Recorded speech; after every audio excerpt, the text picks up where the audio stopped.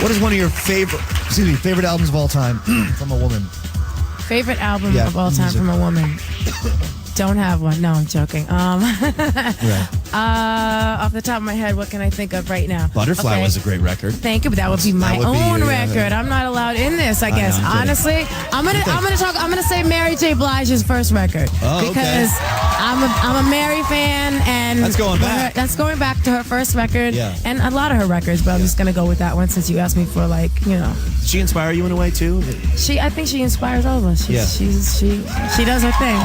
And you get to go to a lot of award shows, and you get to see a lot of artists perform. I'm wondering, what female artist has great stage presence, captivates the audience every time? We just mentioned Mary J. I mean, I know she does. We could go with Mary.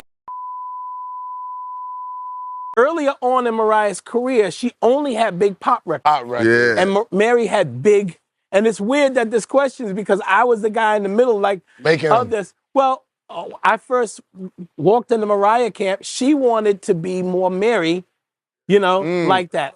I introduced Mariah to Mary. It was a Mary J. Blige concert. Mariah had never been to a concert, ever. Other than her own show, she had never been to a concert. To see somebody else. So I took her to a Mary J. Blige concert. We were set up to sit on the side of the stage. She said, no, I want to sit there. We sat in the front. We said, look, I don't know how long that's going to last, because the minute the audience realized that's you, crazy. Pandemonium, yeah. It didn't take long. She had glasses, everything. They started going crazy. So, but when I went backstage, it was interesting because they both had on flight jackets and boots and caps and glasses. Only Mariah had on Chanel shit, and Mary just had on the regular Doc Martens and all of that shit. Right? And Mariah peeped all of that and was like, damn. I don't forget the Chanel shit. I need the authentic shit.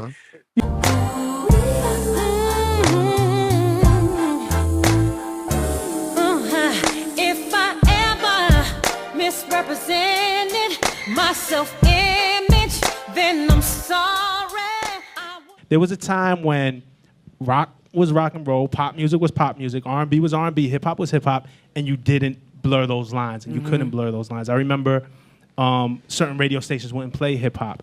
We always got to credit people like DJ, Ron G, Diddy, Track Masters, Mary J. Blige, Mariah Carey.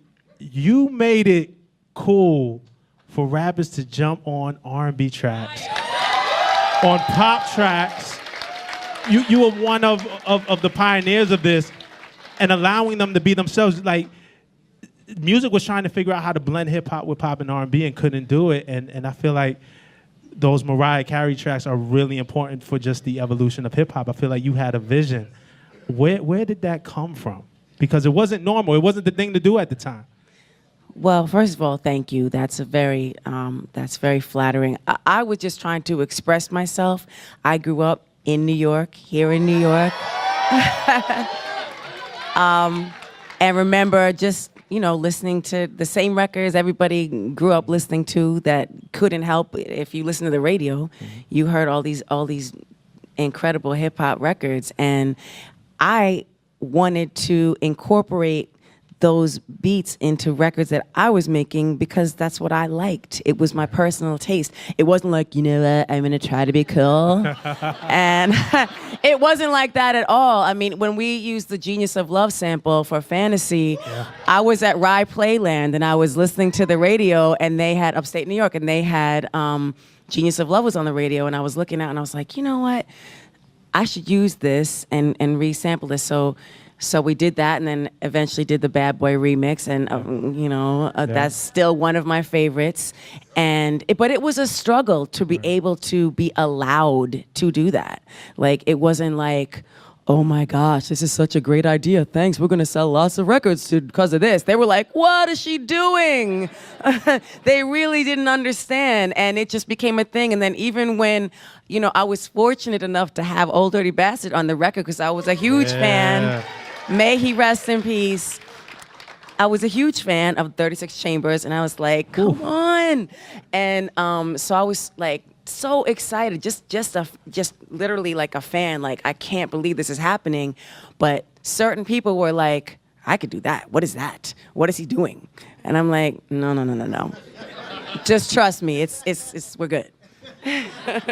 Was also acquiescent, but I've learned my lesson. Boy, you're sorry. Bum, bum, bum, out in the open. Don't make me go calm or impulsive. Let me take a breath and regain my composure. Told you one more time. If you effed up, it's so when it's gone, it's gone, it's gone, it's gone. You're dead wrong, so wrong, so wrong, so wrong.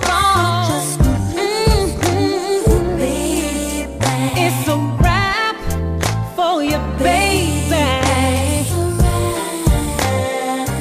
It's a wrap for you, boy.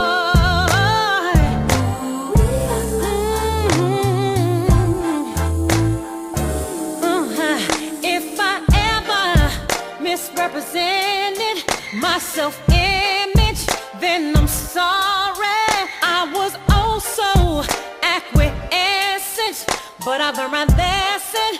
Boy, you're sorry. Bum, bum, bum, out in the open.